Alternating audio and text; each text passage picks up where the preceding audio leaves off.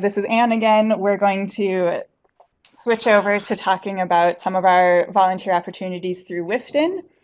And basically our flagship kind of volunteer program is to monitor invasive species with the Great Lakes Early Detection Network smartphone app. So I think you've probably gotten a good idea from both Jason and Brad today about why it's important to know where invasive species are and how big the populations are. And you already saw the invasion curve from Jason earlier today as well. But one of the big reasons we want people to report invasive species is so we can improve early detection. That helps us be able to manage those species a lot better. In addition, the data that you submit from across the state just increases our general knowledge of invasive species, and that lets us support both researchers and natural resource managers who are working across Wisconsin, but also working around the country. And then what do you get out of it? Well, of course, if you're outside reporting invasive species, you'll get some fresh air and exercise, which we can all use more of, I'm sure. The great thing about using the smartphone app to report invasive species is you can spend as little or as much time as you want with it. You don't have to be on a schedule. If you're out walking your dog through a park, you can take a minute or two to submit a report, and that's super easy. Or you could take an hour or more and go outside specifically to map invasive species. So whatever works for your schedule will work with the app. Of course, we appreciate that you're going to be contributing valuable information, and hopefully you'll feel good about that. And you're definitely going to learn something new every time you go outside and you start paying a little bit more attention to the invasive species and the other things around it. You're bound to learn something.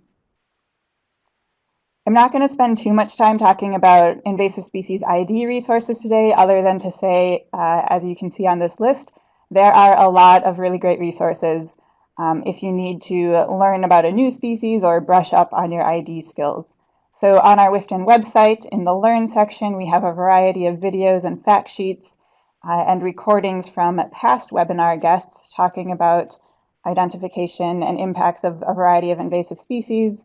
We also have a link to the UW Online Weed Key, which is a website where you can enter characteristics of a plant that you don't know, and that will help you narrow down the possibility of what type of invasive species or what species that might be.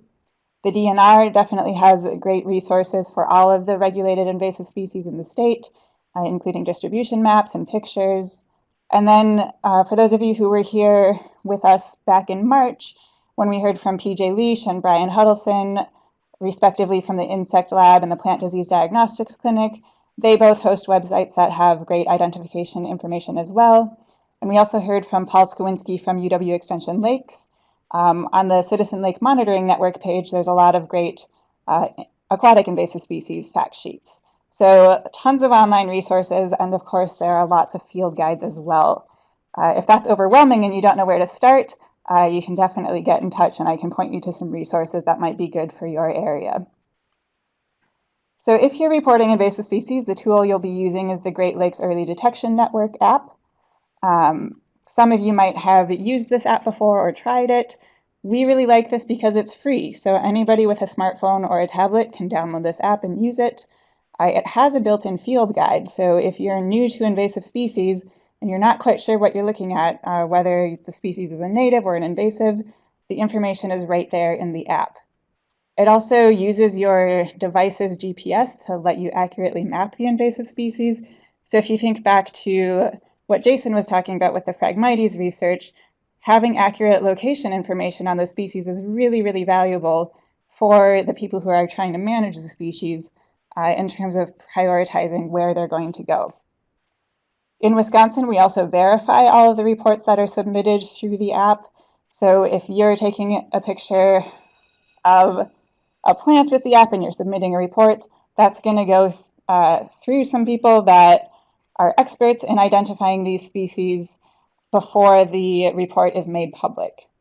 And finally, all the reports submitted through the GLEDN app are integrated with EdMaps, which is a national database of invasive species reports. So anybody working on invasive species around the country can access that information. You can also access any of the data that's in EdMaps. So for the next 5 minutes or so, I'm going to just run down really quickly how the app actually works if you're not familiar with it. And even if you have used it, maybe you'll pick up a few tips for using it. I also want to point out that obviously looking through slides is not the easiest way to learn how to use the app, but we do have a written guide and some tutorial videos on the WIFTN website. You can find links to those in the resources section of the webinar page. So of course, the first thing you need to do is download the app. It's available both for Apple and Android devices. So you can search either the App Store or Google Play for the app. You're also going to need to register for a free EdMaps account. So you can go to edmaps.org to do that. EdMaps is kind of like the parent of the GLEDN app. So like I said, all of the reports that come through the app become part of this online database. Once you've registered for your EdMaps account, you can go back to your app and sign in. And then now any report that you submit will be attached to that EdMaps account. So you'll be able to review those reports, edit them if you need to. And then if the verifiers need to follow up to get additional information from you, they'll be able to get a hold of you through EdMaps. To actually submit a report or to generate a report, you're going to start by selecting the species. There's a few different ways you can do that in the app. You can either search by the type of species, whether it's a grass or a shrub or an insect, or you can search either a scientific names list or a common names list.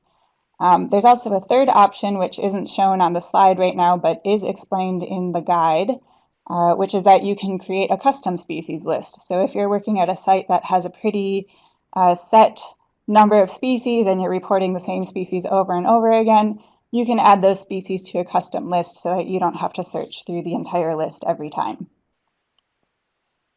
The first time you use the app, the device will ask you if you will allow GLEDN to use your current location or to allow GPS tracking. And in this case, you do want to allow your device to track you because that will allow you to accurately map the invasive species.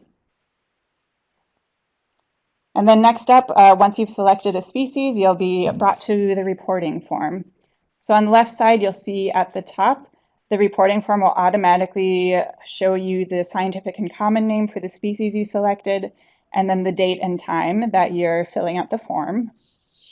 The next thing you'll do is to take a picture. So you'll just select that camera icon. You can select the option to take the picture.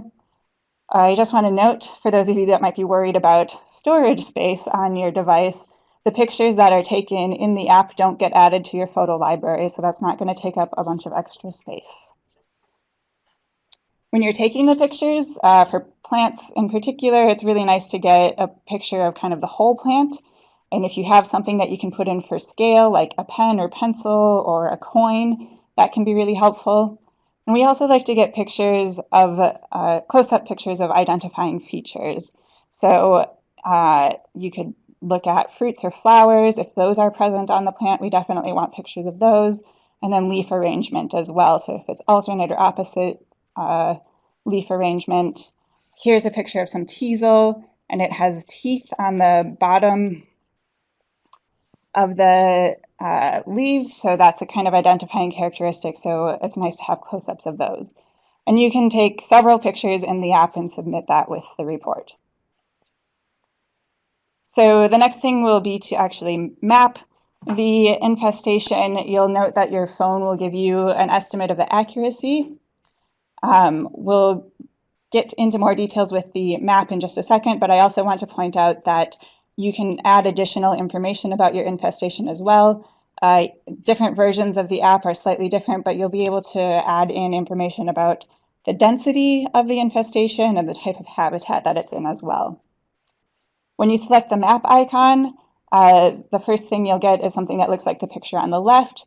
You'll see a red marker pops up, and here it's in between, it's in the courtyard of these buildings. So that's where the phone thinks you are. And if you don't have great accuracy, you can manually place a point. So let's say you're actually out on the north side of the building, you're not in the courtyard. All you would do would be to tap that point on the map, a blue dot will show up, and then that's the location you've mapped. If you're looking at an infestation maybe you're looking at the edge of the woods and it's just full of buckthorn. It might not make sense to map each one of those plants. That would be pretty time consuming. There's probably not a good reason to map individual plants. So in that case, you would probably choose to map it as a polygon. On the right side of the screen, you'll see a picture that shows that. So on your device, you'll select polygon at the lower part of the screen, and then you can just tap the vertices of the polygon that you want, and that'll pop up on the map. Nice thing about this is it also estimates the approximate area of your infestation, and so if you revisit the site, that can help you kind of track how big or small that infestation has gotten over time. So once you've saved your reports, they're going to be added to your upload queue or your report queue. The number of reports you've got saved will show up in that red circle. So here we only have one. You can store lots and lots of reports in your app when you're out in the field, and then we recommend waiting to upload it until you get back to Wi-Fi, because it will likely use more data than you'd want to give it. So you can wait until you're back connected to Wi-Fi, upload your reports, and you'll get a message to let you know that they've uploaded. Immediately after you've uploaded your reports, you can go to the EdMaps website, log into your account, and access those. And then they'll be made publicly available once they've gone through the verification. So just to reiterate, EdMaps I kind of consider to be like the parent of the GLEDN app.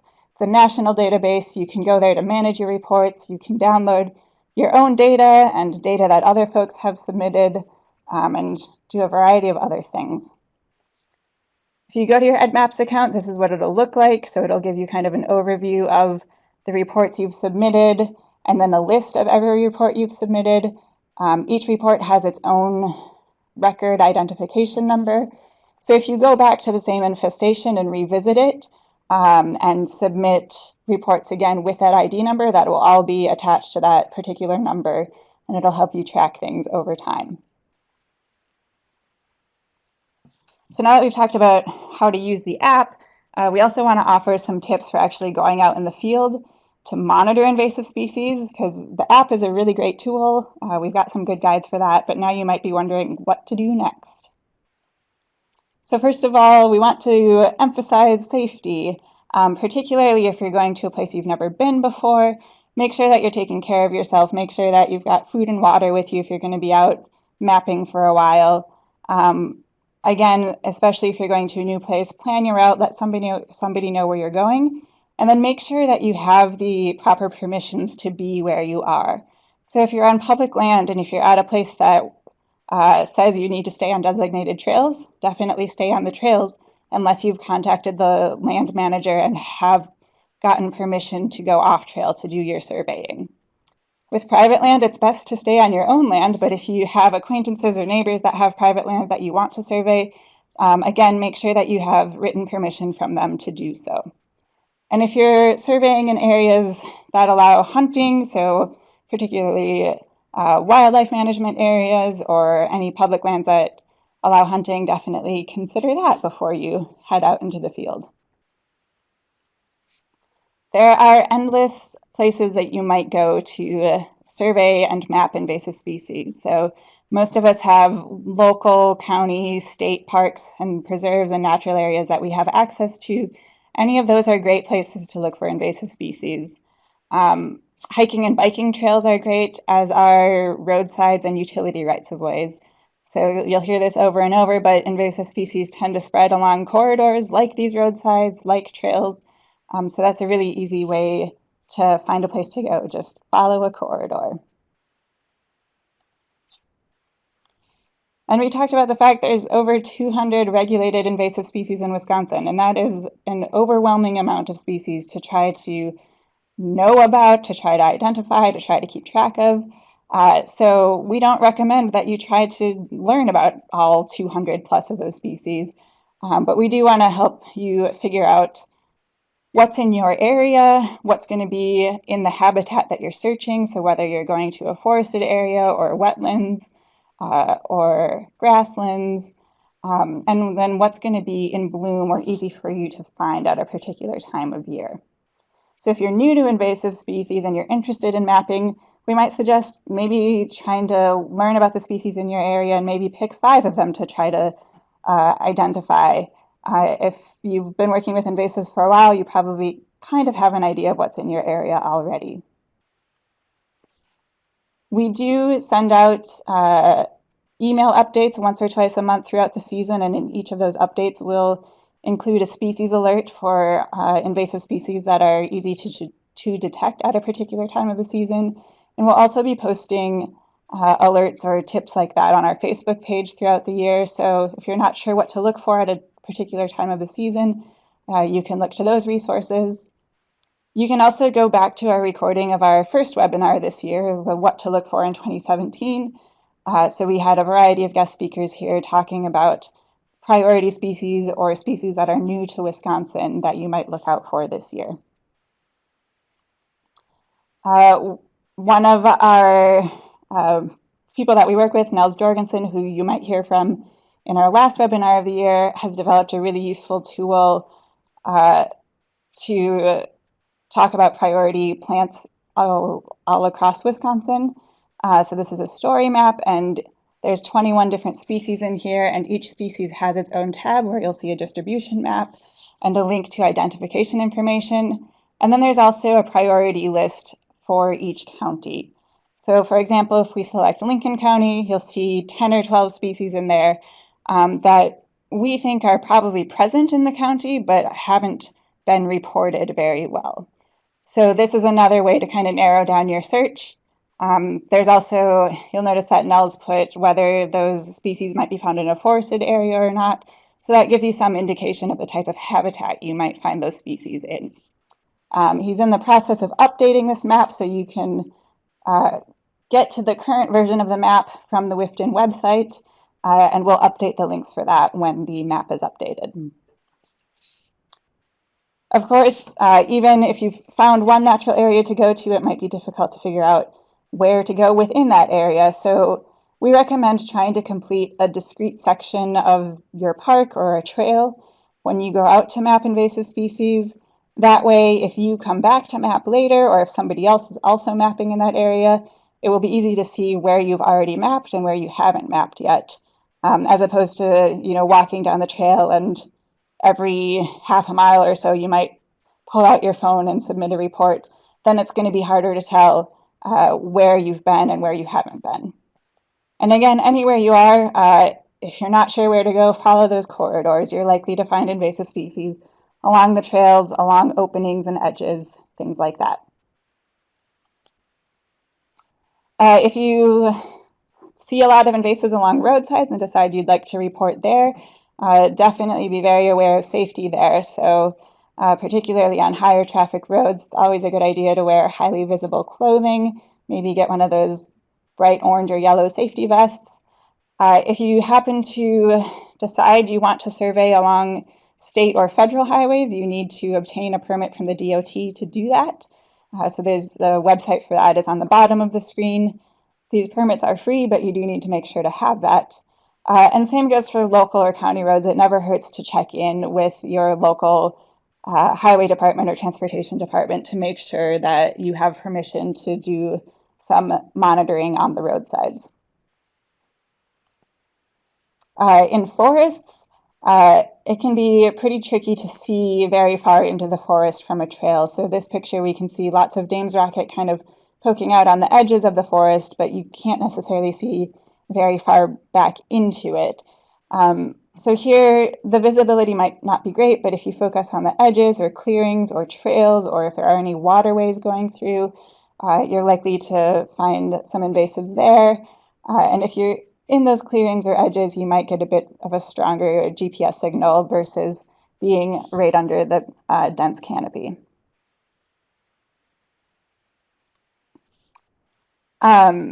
Grasslands, wide open skies, you're likely to get a clearer GPS signal, and sometimes you'll get better visibility. So when you can see kind of further off the trail, it's going to be a little bit easier to, if you're drawing a polygon, for instance, to estimate the size of the area you're looking at.